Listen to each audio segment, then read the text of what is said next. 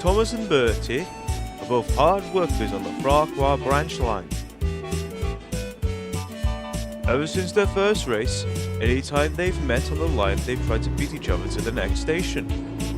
It's all in good fun though, and it ensures they arrive on time. There's no shortcuts on the roads or the rails, so it's a straight shot from Nosebridge to Ffarquhar and back again. Sometimes Bertie would win, sometimes Thomas would win. Though for as fun as they are, they do cause problems when they go wrong. One day, Thomas was racing back from Ffarquhar station. He was riding roughly and wasn't paying attention. The rails by Terrence's farm had been in disrepair for quite some time, but Thomas didn't know that. It all happened so fast. 1 second he was on the rails, the next he had decoupled from his coaches and had leaped off the rails, ploughing into the field. He was silly. And to make matters worse, Terrence came by. You know what, Thomas? I do appreciate you mowing my field, but you should have asked first.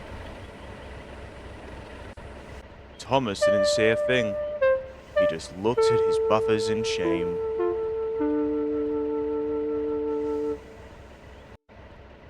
It would take time before the rescue arrived, but when it did, it was already sunset. Thomas's train had been taken away, and Percy was about to take him off to the works. The Fat Controller was displeased. Now this leaves me without an engine to run the Ffarquhar branch. Wait a second. That's the ticket. It was Toby. He had been coming down from Ffarquhar with a train full of coal and workmen. Toby, would you mind stopping, please? What happens to be the matter, sir? Is something wrong? No, Toby. Everything's fine now, thanks to you. You used to run a tramway, correct? Well, I need you to take Thomas's trains while he's at the works. It will be less than a day, but you'll have time to pull passengers again. Wouldn't that be nice? Oh, yes, sir, please, sir. Toby was happy, and he quickly puffed away to get his train ready. And later that night, Toby was boasting to Percy in the sheds. Should chop matches and start tomorrow. I'll be pulling Annie, Clarabelle and Henrietta down the line. Oh, I am happy for you, Toby, but I do want to warn you. Bertie does get competitive with engines that aren't Thomas. He doesn't know them, and he doesn't know you. I'll be fine, Percy. As long as the bus isn't getting in my way, I'll be perfectly fine. And if he does, I'll be having none of it. Percy just hoped Toby was right. The next day, Toby collected Henrietta, Annie and Clarabelle, and waited for Henry to drop off the slow passenger train. Unfortunately, Bertie arrived first. "Hello, Toby. Fancy a race?" he asked. No, not today, Bertie. I've got an important job to do. "Oh, come on, Toby. I'll go easy on you if you want."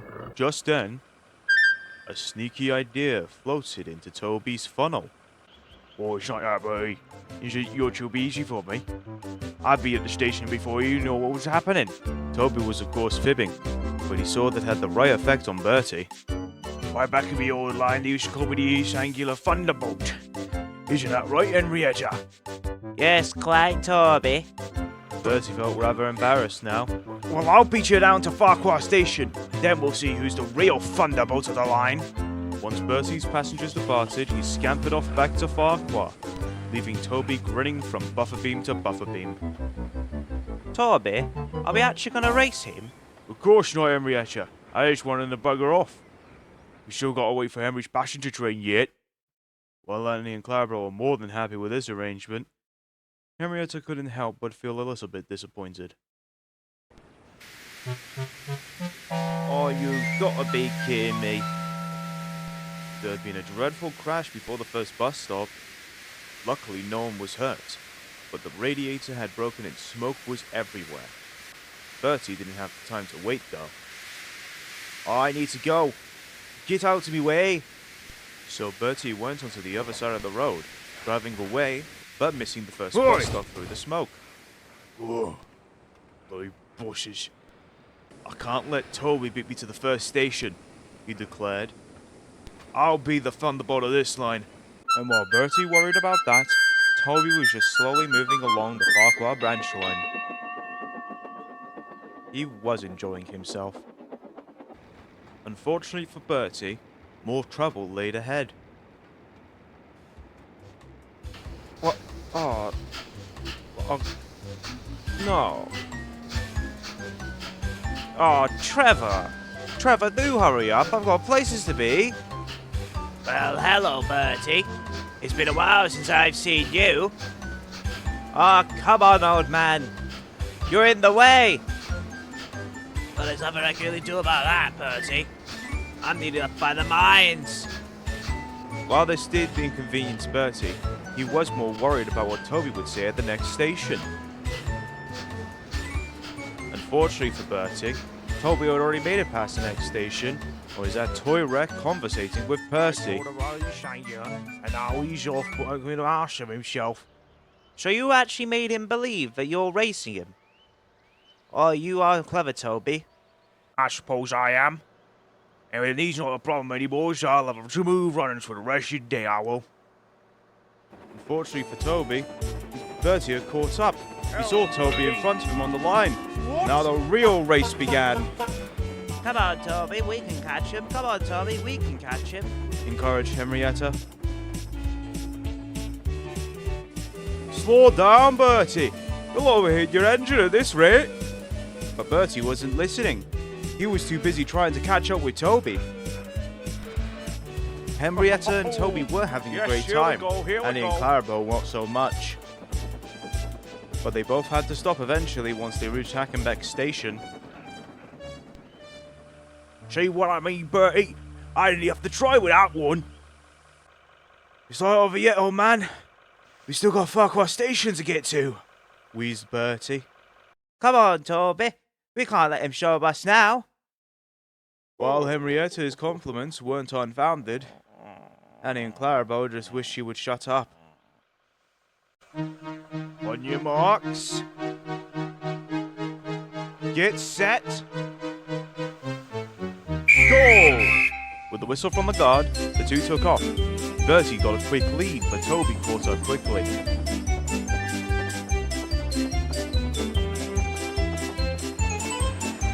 I'll get him.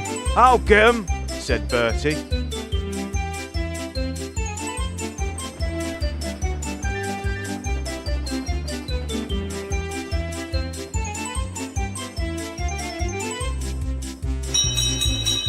Toby made sure to ring his bell to the kindlies as he passed by.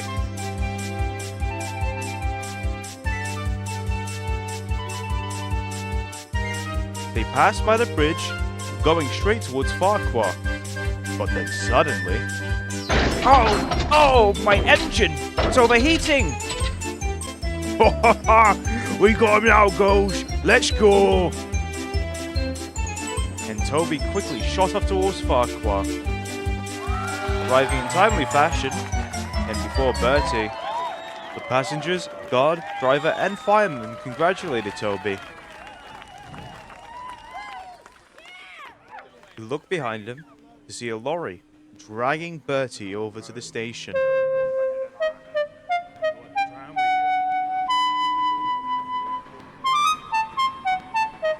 Losing to a cattle, Bertie. You're making us look bad.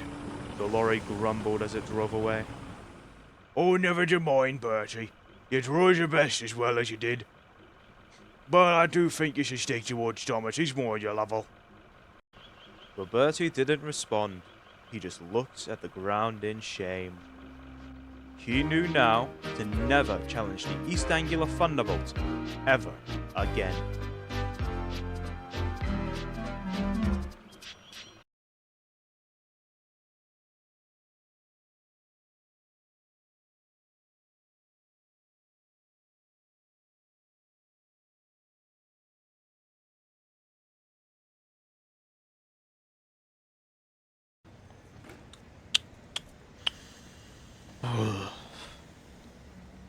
quite drab, isn't it? Hello, Thomas. How are you doing this evening? To be honest, mate, I'm feeling a lot better. I just want to get back to my branch line. Hopefully Toby hasn't ruined it already. I'm just glad to know you're okay. So, since you're here, I want to ask you something. What is it? Have you noticed anything weird recently? Yeah, I'll be honest, Rheneas. Occasionally. Missing trucks and all that. Well, sometimes I just think it's Percy playing a prank on me, but other times, well, I don't want to say ghosts. Oh no. I don't mean ghosts. They just mean something you can't explain. Not even ghosts. Well, if you want something unexplainable, how about Gordon's ego? It's fatter than he is, isn't it? I'm being serious, Thomas. There is something going on this railway. We just don't know it yet. You're just listening too much to ghost stories, Rheneas. Or what's on the telly. It's better you get off all that before you start talking crazy like Percy. Now I'll be off. Goodbye, Rheneas. Goodbye, Thomas. Oh, Rheneas. I thought I told you not to smoke the young'uns again. But really, we shouldn't talk about all these crazy theories all the time. It makes you sound insane.